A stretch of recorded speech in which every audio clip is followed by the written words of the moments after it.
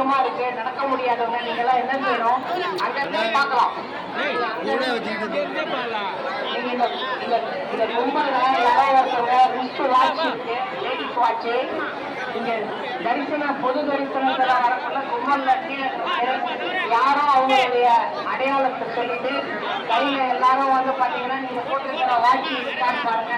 இல்லாதவங்க இங்க பொது தரிசனம் முன்புறத்துல வந்தீங்கன்னா வாங்கிக் கொள்ளலாம். சொல்றது புரிஞ்சுக்கீங்க, புரியுதா? யாருடைய இதுன்றது நீங்க தெளிவாக சொல்ல வேண்டும்.